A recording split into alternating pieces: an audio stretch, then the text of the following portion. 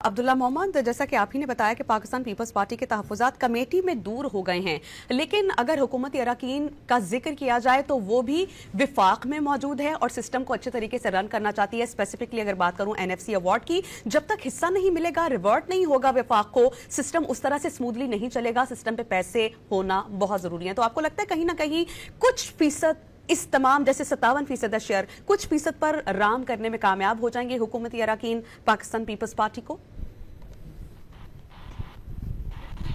एक जो दो तरामीम थे जिस पर पाकिस्तान पीपल्स पार्टी राजी थी, एक तो आर्टिकल 243 की थी जिसमें तरमीम जो है वो आज हो गई है और ये इंतहाई अहम तरामीम थी। तो पाकिस्तान पीपल्स पार्टी ने अगर ताकत की सियासत, इख्तिदार की सियासत करनी है तो फिर वो इन तरामीम से पीछे नहीं हट सकती थी, क्योंकि उनकी इसी कमेटी में भी जो इजलास था उनमें भी ये कहा गया कि हम इन तरामीम के खिलाफ नहीं जा सकते, क्योंकि पाकिस्तान में पावर स्ट्रक्चर और पावर कॉरिडोर्स के तकाजे कुछ अलग है। जबकि इसके साथ साथ अदलिया के हवाले से जो बुनियादी तरामीम की गई, तो पाकिस्तान पीपल्स पार्टी और इसके साथ साथ अदलिया का रिश्ता कभी अच्छा नहीं रहा। जुल्फ़िकार अली भुट्टो को फांसी दी गई अदलिया की जानिब से, अदलिया ने उनको सजाए मौत सुनाई और उसके बाद इफ्तिखार मोहम्मद चौधरी ने एक बड़ा चैलेंज उनके लिए, जब उनकी हुकूमत आई तो उनके लिए एक बड़ा चैलेंज खड़ा किया, जिसकी वजह से एक तो उनका वज़ीर आज़म जो है यूसुफ रज़ा गिलानी वो एक ख़त के मामले में फारिग हुआ और उसके बाद भी हमने देखा कि इफ्तिखार मोहम्मद चौधरी जो उस वक्त की चीफ जस्टिस थे उन्होंने उनको चलने नहीं दिया और न हुकूमत करने दी। फिर उसके बाद साकिब निसार जो चीफ जस्टिस थे उनके साथ भी पीपल्स पार्टी का मसला ज़्यादा गंभीर था, नून लीग का भी मसला था। तो पाकिस्तान पीपल्स पार्टी अदलिया से हमेशा शिकवे करती आई है और उसकी मिसालें भी है। तो इन दो तरामीम पर जो है वो पाकिस्तान पीपल्स पार्टी जो है वो राजी थी कि 243 उन्होंने मजबूरी में करनी थी अगर वो राजी भी नहीं थे। जबकि इसके साथ साथ जो अदलिया के हवाले से तरामीम थी वो इस मतलब जिस तरह माजी में जुडिशल एक्टिविज्म हुई है और जिस तरह कुछ जजों की जानिब से मसाइल पैदा हो गए, जिससे एक तो वज़ीर आज़मों को घर भेजते रहे, दूसरा वो गवर्नेंस के मसाइल जो है वो पैदा करते रहे और अपने 50 लाख से 60 लाख से ज़ायद केसेस जो थे वो सुप्रीम कोर्ट और दीगर कोर्ट्स में पेंडिंग थे, तो अपना काम नहीं करते रहे। तो इस रिजीम को चलाने के लिए हुकूमत ने पीपल्स पार्टी को राजी किया कि 26वीं आईनी तरमीम में सबसे बड़ा चैलेंज जो है वो उन्होंने हल कर दिया और इसके बाद 27वीं आईनी तरमीम में भी उन्होंने उबूर हासिल कर लिया है। तो अब जो विफाक का मसला है, क्योंकि ये 27वीं आईनी तरमीम हुकूमत ने बड़ी जल्दी में करनी थी। जो प्रीवियस चीफ जस्टिस हैं उन्होंने मौजूदा चीफ जस्टिस को खत लिखा है और जो भी तरामीम हुई हैं कानून के हवाले से, स्पेसिफिकली जजेस के हवाले से, उन्होंने उस पर एतराज उठाया। आपको लगता है इस तरमीम को पास होने के बाद वकला की जानिब से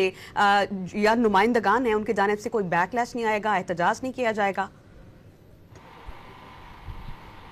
जी बिल्कुल, 26वीं आईनी तरमीम में हमने देखा कि जो बार एसोसिएशन थे और इसके साथ साथ अपोजिशन जमातों ने भी जो है वो कोशिश की कि जो मुल्क भर के बार एसोसिएशन है उनको किसी न किसी तौर पर मुत्तहिद किया जा सके, लेकिन वहाँ पर क्रैक से ये बार जो है मुख्तलिफ डिवीजन में तकसीम है, मुख्तलिफ सियासी बुनियादों पर तकसीम है। तो 26वीं आईनी तरमीम जिसके तहत अदलिया जो है वो चीफ जस्टिस की तैनाती वो एग्जीक्यूटिव के अंडर आ गई, जबकि इसके साथ साथ जो सुमोटो का इख्तियार था वो भी उनसे लिया गया। तो हमने देखा कि 26वीं आईनी तरमीम में कोई बड़ा दबाव हुकूमत के ऊपर नहीं आया, न कोई तहरीक खड़ी हो सकी और न इसके साथ साथ जो है वो कोई दीगर कोई दबाव आया। और हमने देखा कि यही अफरीदी जो है वो पाकिस्तान के चीफ जस्टिस बन गए। जब उसके बाद 27वीं आईनी तरमीम हो गई तो इससे भी चूँकि अब अदलिया जो है वो जो बार एसोसिएशन थे जैसे मैंने शुरू में कहा वो मुख्तलिफ बुनियादों पर तकसीम है और इसके साथ साथ इस वक्त जो है माजी में अदलिया जो है वो भी एक इस्तेमाल हुई है, जिससे हमने देखा कि वज़ीर आज़मों को सबसे पहले घर भेज दिया गया और उसके बाद उनका ट्रायल शुरू हुआ। ये दुनिया की तारीख में कभी नहीं हुआ कि ट्रायल से पहले ही एक मुंतखब वज़ीर आज़म को घर भेज दिया जाए। जबकि इसके साथ लेकिन अब्दुल्ला ये भी बताइएगा कि 27वीं आईनी तरमीम के जो ये सारा प्रोसेस चला है, मशावरत हुई है, मीटिंग्स हुई हैं, मुलाकातें हुई हैं, इसके दौरान भी एक हैजानी कैफियत जो है वो हुकूमती सतह के ऊपर देखने में आई। लेकिन ये सूरत हाल भी बताइएगा कि फैसल वावडा साहब पहले ही बोल चुके हैं कि 27वीं आईनी तरमीम की बात कर रहे हैं, मैं सोच रहा हूं कि 28वीं आईनी तरमीम किस तरह से पेश की जाएगी, क्या इन हालात में ये तमाम तर चीजें पॉसिबल हैं? जी बिल्कुल मुमकिन है, क्योंकि इस वक्त सेनेट में जो है हमने देखा कि पाकिस्तान जो रूलिंग एलीट है, पाकिस्तान मुस्लिम लीग नवाज और पाकिस्तान पीपल्स पार्टी और इसके साथ साथ एमकेएम और दीगर जो जमातें हैं, उनके पास 61 की तादाद या 60-61 की तादाद मौजूद है और मंजूरी के लिए 64 वोट जो है वो दरकार होते हैं। जबकि अब और उसमें हमने देखा कि 3 वोट जो है, एक पीपल्स पार्टी, जमीयत उलमा इस्लाम और इसके साथ साथ जो नेशनल पार्टी थी, बलूचिस्तान नेशनल पार्टी, उनके मेंबरान ने वोट दिए और ये मंजूरी हो गई। अगर हम हुकूमत की बात, कौमी असम्बली की बात करें तो इस वक्त जो ऐवान है उनकी तादाद तकरीबन 326 है और उनको कोई भी मंजूरी के लिए उनको जो है वो 224 वोट दरकार है और हुकूमत के पास तमाम इत्तेहादियों को मिलाकर इस वक्त 237 वोट है। तो हुकूमत इस चीज़ के ऊपर कॉन्फिडेंट है, लेकिन उसके लिए जो बहुत बड़ा चैलेंज है, क्योंकि एमकेएम के ऑलरेडी 18वीं तरमीम पे तहफ़्फ़ुज़ात है और उन्हें 12 का कि 18वीं तरमीम जो है वो जल्दी में किया गया था, इसको तब्दील होना चाहिए। जबकि इस वक्त जो सबसे अवामी नेशनल पार्टी का जो है वो कौमी असम्बली में कोई